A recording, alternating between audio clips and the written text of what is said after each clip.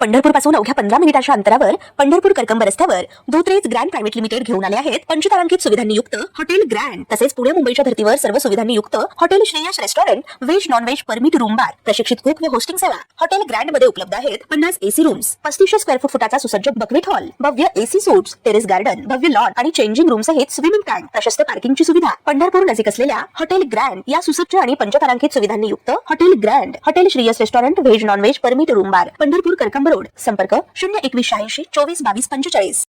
कोल्हापूर जिल्ह्याच्या दानोळी गावात एक अमानुष घटना उघडकीस आली असून इथे एका व्यावसायिकाची अपहरण करून निर्गुण हत्या करण्यात आली।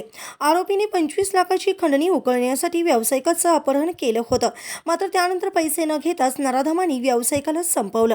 क्रूरतेचा कळस म्हणजे हल्लेखोरांनी करंट देऊन व्यावसायिकाला संपवलं आहे। त्यानंतर त्यांनी एका शेतात व्यावसायिकाचा मृतदेह टाकून पळ काढला। या प्रकरणी पोलिसांनी 2 संशयित आरोपींना बेड्या ठोकल्या असून टिल्लू पवार आणि राजदीप ताडे असं अटक केलेल्या आरोपींचं नाव आहे। इतर आरोपींचा पोलीस शोध घेत आहेत। आरोपींनी बॅटरीने करंट देऊन खून केल्याचं तपासात निष्पन्न झालं आहे।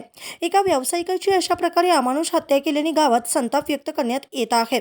स्थानिकांनी गाव बंद ठेवण्याचा निर्णय घेतला असून भरतेश राजगोंडा टोपगोंडा असं हत्या झालेल्या व्यावसायिकाचं नाव असून त्याचा मृतदेह शेरीमळा परिसरातील शेतात आढळून आला। 25 लाखाच्या खंडणीसाठी अज्ञातांनी भरतेश यांचं अपहरण केलं होतं। अपहरणाच्या काही वेळानंतर आरोपींनी भरतेश यांच्या मोबाईलवरूनच त्यांच्या चुलत भावाला कॉल केला। या कॉलमध्ये मोठी रक्कम घेऊन ठराविक ठिकाणी येण्याचा आदेश देण्यात आला। त्यानुसार भरतेश यांचा भाऊ महावीर आणि त्याचे 2 मित्र सांगितलेल्या ठिकाणी गेले, मात्र अपहरणकर्त्यांनी सतत लोकेशन बदलत त्यांना गोंधळात टाकलं। काही वेळातच मोबाईल बंद करण्यात आला आणि संपर्क पूर्णपणे तुटला। दरम्यान काही तासानंतर भरतेश यांचा खून झाल्याची माहिती समोर आली।